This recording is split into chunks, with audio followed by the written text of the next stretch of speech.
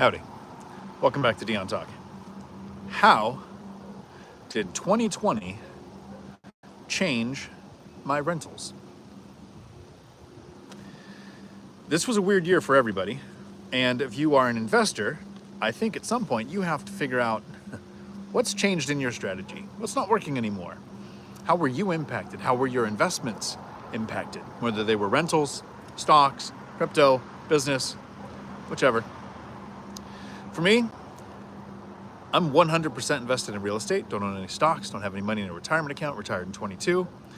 And it was really important for me to understand what has changed with my portfolio since 2020. The first thing about it is it made me really glad that my strategy planned on something like that happening. I started with plan for the worst, hope for the best. So my strategy was anticipating a stock market crash, a pandemic, a prolonged government shutdown. So when we actually had the things that happened in 2020, so what actually happened in 2020 for me that affected my portfolio was we had a pandemic, a stock market crash over 30%, right, in 1 month, almost one day. We had an eviction moratorium, that impacts rentals. We had a rent freeze. So we had all of these things that people say, I don't want to own rentals because these things could happen, and they were all happening in 1 year. So I was glad I planned on that. Now, planning on that for me was diversifying in two specific ways. First, I like my properties at least 10 miles apart, close to several different economic drivers. That might be less important to me now, and I'll tell you why. Second, I diversify my tenant base. I like to have 1/3 military, 1/3 Section 8, 1/3 working or retired. So I have different sources of rents coming in. But there were some things that happened in 2020 that completely fundamentally changed our perspective on investing. In one way, it actually completely removed fear from people who are paying attention, right? I've lived about a half a century before 2020, and there was always this fear of what happens if the government shuts down and your tenants don't have to pay? What happens if there's a pandemic? Right? The eviction moratorium meant tenants don't have to pay their rent and you can't kick them out. Like, there was this huge fear. Completely set aside, because when it happened, we get forbearance. You could call your mortgage companies and say, hey, I don't want to pay anymore. And it didn't accrue extra interest. It didn't accrue extra penalties. You just didn't have to pay principal and interest up to a year. We had the CARES Act come out, right? Rent relief, $46 billion set aside. Yeah, they messed up with CARES Act 1, CARES Act 2. CARES Act 1, the tenants had to be impacted and apply. 2, the landlords had a little more control. So in 2020, when all of the things were happening, here's what I did in 2020. First, in April, when we had the stock market crash and the government was getting ready to shut down the world, or at least our country, I went to the tenants and I said, look, everybody's nervous. How about we take $200 off of your rent? Half my tenants said thanks, did that. Half said, hey, we're working, there's no problem, we'll just leave it the same. Only one asked the next month if I was going to do it again. Second, because of all of the impact to investing in the economy with the eviction moratorium, the pandemic, all the things going on, interest rates plummet. They wanted to spur the economy into some kind of action, so they said, hey, we're lower Fed rate to basically zero, turning mortgage rates down into 2.5 or 3%. So not only did I buy a property in the beginning of 2020, but I bought a property at the end of 2020. I refinanced the properties that I owned before 2020, cutting their interest rates from 6-ish to 3-ish, basically in half, significantly reducing my payments. I had a couple of times where tenants went to rent relief programs because of the CARES Act, and I had 2 tenants at 2 different times get 2 months covered of rent. So didn't have one missing rent payment, even in 2020. Refinanced to increase cash flow, added properties because low interest rates, and something else that came out with the CARES Act that was really cool that I'll talk about in a minute. But the confidence level investing in real estate went through the roof, which did a couple of things. So here's the changes. This is what actually changed because of 2020.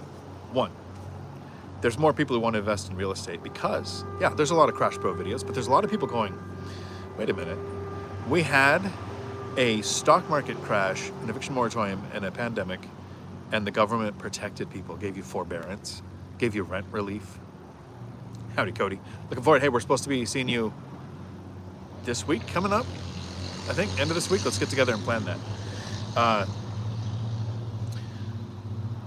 That is in, I want to say Eastern Washington, but it's more mid-Washington. So, with this confidence level, there's more demand for real estate. So what happened to prices in 2020? Interest rates went down, so people's buying power went up, so appreciation happened, prices went up. Then the demand came in. You have a bunch of different communities, the syndications, the subject to, the BRRRR, all these platforms started getting really big because people realized real estate's protected. Well, that created more demand, so more appreciation happened. So much appreciation happened that in 2022, when interest rates went back up, home prices didn't come down. They continued to go up. So my rentals have been impacted by 2020 by gaining massive amounts of appreciation that I have not ever touched. But it's nice to have it there. Net worth tripled since 2020, and I stopped working in 2022. So that's not a bad thing. Interest rates going up and prices staying up, here's how my rentals have been impacted. It's harder to buy. It's actually harder to buy a property. That means more people are tenants, more people are renting. So more demand on a limited supply. What do you think's happened to my rents? Now, I haven't raised my rents like the 40 to 50% rent increase that most people are seeing market-wide. Mine have gone up probably 30, 35%. In 2022, here's one of the things that changed because of 2020. The eviction moratorium ends, rent freezes ends. There was so much risk put on landlords saying, hey, your tenants don't have to pay and you can't kick them out, that owners, investors mitigate risk by increasing margins. So rents were pushed up. Renewals, new builds, everything, rents were pushed up. So in 2022, I did the binder strategy. Get my tenants in 2022 across the board to ask me for somewhere between a 20 and 28% rent increase Then in 2024, because of all of these rent increases, here's the actual impact of 2020. Rent increases are so much, the government says, hey, that's not good, that's hurting the average person, so let's make a really dumb decision and screw them over some more. They threaten, they don't even do it, they just threaten rent control. It goes on it's not a bill, it's proposed, it didn't even come out of committee. But the idea of rent control made me in 2024 binder strategy my tenants again. So this year, because of this thing, my rents went up again on top of the 20 to 28% from 2022. So because of 2020, causing appreciation, making it harder to buy, causing higher interest rates now to making it harder to buy, there's more increased rent demand. So rents went up. So the government wants to step in and do controls, which never work, which make owners richer and more people homeless, because even if a owner can't raise their rents because rent control's in place, then they'll just kick you out and say, oh, you have 90 days, I'm going to move in. You have 60 days, I'm going to rehab. You have 90 days, I'm going to sell. And now that person's homeless in a higher rent area where the landlord might not have raised the rent for a few years if it wasn't threatened on the docket that there was going to be rent control. So my income went up significantly. My appreciation went up significantly. The way I hunted for properties, because I've added 2 since 2020, right? In 2021, I added a duplex, and then in 2023, I added another duplex. In 2020, because of the CARES Act, they said you can empty out your retirement accounts and not pay a penalty. So I took all the money out and bought a triplex. So I was impacted by the pandemic by adding a property. I added a property in 2021 because there wasn't as much competition, because all one of the Crash Bro videos were out there screaming that forbearance was about to end. So I almost had no competition and picked up a property at list price on the MLS and then negotiated it down under contract. In 2023, I negotiated the property down from $500,000 to $400,000, closed at $400,000. Because there wasn't a lot of competition. Because the investors in 2018 and 19 are waiting for prices to crash, waiting for interest rates to come down, things that aren't going to happen, enough to make it more affordable to buy the property, while there's more demand for rents. And then here's the thing that has made me a significant amount of money. In 2020, for the first time in my life, remote work is almost as much of an option as not remote work, right? 56% of people with a job are required to go to the office full time. Sounds like a lot. Unless you flip that and you say, wow, 44% of people can work remotely. And if you take out truck drivers, because I ran a CDL school, about half the people that I know that aren't truck drivers work remote jobs. That number's even higher now. I don't know too many people who have to go into the office all the time. So I'm able to buy out here in Kitsap County, looked in Mason County. And when I first started investing, it was really important to me that my properties were at least 10 miles apart, close to different economic drivers. I don't really care about that as much now. Because even if a plant or a port or a base or a college or something shuts down or goes on strike, there will be just as much demand from remote workers as there was from the people who were trapped in an area, because that's where the work was. So that's what's changed in my things, understanding that affordability indexes are flawed. Nobody has the data. Every idiot out there that's going, affordability index is really high, nobody can buy. No, that person can't buy. But the remote worker that's making Seattle or San Francisco $300,000-$400,000 a year can move out here to the Kitsap Peninsula, where the people who live here, earn the money here, don't do remote work, are going to be really struggling to afford the median price. But the median price is going up because the remote workers can rent here. Rents went up, so investors can pay more for properties at these more remote locations. So if people aren't paying attention to what's changing in the market, they're going to be hunting for deals that made sense 5 years ago, but really don't make sense now. So are you out of the work areas where people were trapped, now where people are doing remote work, where you can actually still have pushed up rents, where you can still find a yield, where you don't have as much competition because it's further out from the work hubs that people are trying to focus on. So you're able to negotiate down a little bit better.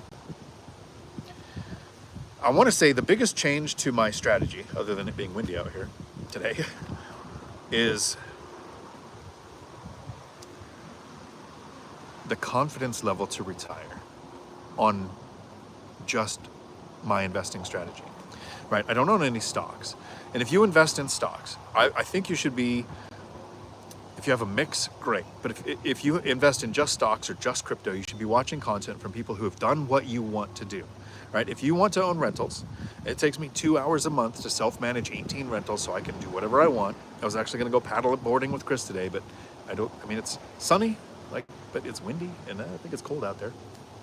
So I'm not sure, Kris, maybe another day. And if you invest in stocks, you should be watching someone like Joe Kuhn, who retired at 54 on stocks using the buckets method, right? Investing for decades, putting his money to work. He's been retired for like 6 years now. His method for investing and my method for investing, here's where our confidence level is through the roof. It's been tested. I had a year where rentals had an eviction moratorium, a rent freeze. I'm sure there was more negative impacts to rentals there. Joe's had a 30% stock market crash, right? I said in 2020, I emptied out my retirement account. In March or April, it went down that 30%, so my 80,000 became like 50. I didn't just take it out then, I would have locked in losses. But I made a mental note, and I said, I'm gonna watch it, we've got this year. And I'm going to watch, and if it ever gets up to where it was, I don't need to make a profit. I just want to have what I had in there. And so when it got to about 86,000, again, I pretty much emptied it out. His method was tested by a pandemic. My method was tested by a pandemic. I think the people that are in the most danger are the ones that don't invest because of the risk, instead of learning that you can mitigate the risks by having a strategy, right? And developing those tactics that make your strategy successful. What is the Sun Tzu quote? Strategy with tactics is the slowest path to defeat. Tactics without strategy is the noise before defeat. Something like that. Great book. I recommend it. The Art of War, Sun Tzu. You can apply most of that strategy to your investing. What's changed with your investing strategy since 2020? Have you grown confidence because my ways of diversifying were tested and worked? Are you at work, trapped at your job, listening to this on your lunch break? Actually, today's Saturday, so sorry if you work weekends, or if you're in Futureland, watching this at work, thinking, I see these in the comments every now and then on a Crash Bro video, right? They say, I'm so glad I listened to you. I almost bought a house in 2020. Why would you be glad that you didn't buy a house in 2020 when appreciation since then is almost 50%, right? A $300,000 house in 2020 is now worth $450,000 or more. You missed out on all that appreciation, all the cash flow, all the times between 2020 and now where my tenants asked me to raise the rent. As we look back at the last 4 years, I want you to think, what's going to happen in the next 4 years? Are you going to be happy that you had assets that benefited from inflation, that you developed this strategy that was planning for bad things to happen, like a government shutdown, a stock market crash, a war escalation, whatever it is, you invest planning on it. If it doesn't happen, great. But if it does happen, will your strategy benefit from it? Or will you be one of those poor people that I'm trying to reach, whose only source of income is your job? My rents since 2020 have gone up over 50% now with those two massive increases. Has your wage, will your wage continue? So even if it goes flat now, if my rent stay flat for the next 5 years, I'm fine. If your wage stays flat for the next 5 years, because wage inflation causes inflation, and I had another video I wanted to make today, but this one kind of struck me and I wanted to get it out. But this other one is how taxes are a punishment. It's not an incentive program. It's not a way to make money. It's a punishment program. And so I'm going to cover that video probably Thursday this week. This was a nice short live on my phone where I generally don't even see the chat because the sun is singeing me. If you want your questions answered during a live every Tuesday at 4 p.m. Pacific, I do a live stream that basically lasts as long as the questions do. I hope to see you there. I'm sorry you have these still. Weekend full of amazing, but it's my job, my goal, my mission to make every one of you, Zuber says, from one rental at a time, every day is Saturday. I want you to make every night Friday night.